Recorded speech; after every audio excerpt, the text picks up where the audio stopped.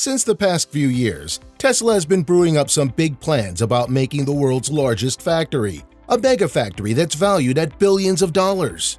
Well now, let's take a look inside Tesla's $5 billion factory. Tesla Motors' future manufacturing plant is known as the Gigafactory, expected to begin production of its electric car batteries in 2017. This is the same year the company has planned to introduce the Tesla Gen 3 vehicle. All about the batteries. The company plans on significantly reducing the cost of its vehicles by making batteries for Tesla cars in-house. The battery pack itself is the most expensive part of the car. This completion of the Gigafactory will continue with the Tesla Gen 3 vehicle, which has a much lower price point than the Tesla Model S. The Gen 3 vehicle is priced at $35,000, while the Model S is at $69,900+. Tesla has cracked the code for cheaper cars. Want to produce consumer-attractive cheaper cars? Just bring down the price of batteries. The Gigafactory is expected to begin battery production by 2017, when the cost will drop below $200 a kilowatt. Battery-powered cars will start to become competitive with conventional cars even without subsidies. The new Gigafactory could end up bringing Tesla close to that.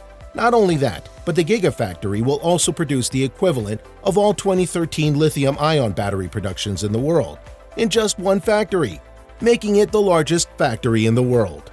A bank called UBS states that it's raw materials that account for 70% of the price of a lithium battery. The main battery raw materials include graphite. This is natural or synthetic graphite that is used in the anodes of lithium-ion batteries. And fun fact, natural graphite is cheaper than synthetic graphite.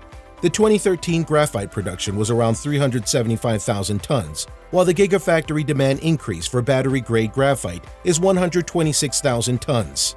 With the Tesla plant, the 126,000-ton increase is a 34% increase on total demand.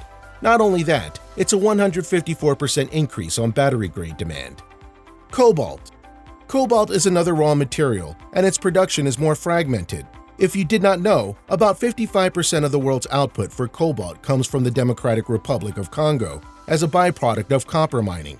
However, Tesla states that it does not source cobalt for its battery packs from the Congo. As a result, there is a significant supply risk. It is also used for other purposes, although the battery is the single largest use of cobalt, accounting for 42% of cobalt demand. The current batteries that Tesla produces use nickel-cobalt aluminum oxide (NCA) formulation. There are 9% cobalt by weight and use about 1 to 4 kilograms of cobalt in a battery. Lithium. This is one of the least risky materials in Tesla's supply chain. Most of the lithium is produced in Chile, and there's been a steady supply since 1996. Even though Tesla has already surpassed device manufacturers like Apple and Samsung by being the biggest consumer of lithium-ion on the planet, it'll soon also become the biggest producer of lithium-ion batteries. The company aims to build about 500,000 cars per year by the later half of this decade. But when talking about Tesla's long-term plans, Elon Musk recently said that he thinks that numbers could easily reach into the millions. And that, my friends, is a lot of cars we'll be seeing in the future. To power all these cars, the company will be producing more battery cells. This will be done by its plant by 2020 than all of the lithium-ion battery makers created combined in 2013. More about the Gigafactory. The new Tesla factory could end up being the first of its kind. Moreover, it could also have an enormous manufacturing impact on the US, and a positive one at that. The plant will be providing recycling capabilities for old battery packs. The entire Tesla factory will also be virtually emission-free, as it will be solar-powered. Moreover, the factory will feature state-of-the-art recycling systems, and a no-toxic element will be leaving the factory. The Gigafactory will be built on 10 million square feet of space, nearly 174 football fields. That's quite big. Furthermore, the Gigafactory will be providing job opportunities as it will employ about 6,500 people. The output is said to be around 50 gigawatts per year. Other facts. Tesla and its partners have been investing $4.5 billion in the Gigafactory through 2020. CapEx is shared by Gigafactory's partners. Moreover, Tesla will be directly investing $2 billion. Yikes! Production of the new Gigafactory broke ground on June 26, 2014, whereas the battery production began in early 2016. The estimated cost of the Gigafactory is $5 billion. There were 200 sites considered and 100 backhoes used to level the site. Moreover, there were 550 construction workers hired just to complete the Gigafactory site. Not only that, but there was a 30% decrease in kilowatt-hour cost that Tesla's new battery pack will provide. The best part of the new Tesla factory is that it's 100% electric. There are zero fossil fuels used at the factory. When the Gigafactory was officially opened in 2016, it was only 14% of the building that was complete at the time. However, this was enough space for the production operations to start. While the operations proceeded, construction has continued for the soon-to-be largest building in the world to be complete by the end of 2020.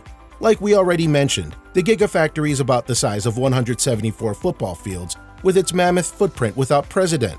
Funding has been coming from Tesla's CEO, Elon Musk's own fortune, with the project costing over $5 billion. However, Elon Musk is not the only one investing. Tesla has other investors, including individuals and its development partners, Panasonic. Many of the products that are currently being developed at the Gigafactory are classified. When BBC took a tour of the factory, they were instructed to not ask questions about the work that was underway at the location. The new facility will be large enough for every stage of production to take place at one location. You could think of the Gigafactory as the one-stop site for all of Tesla's needs.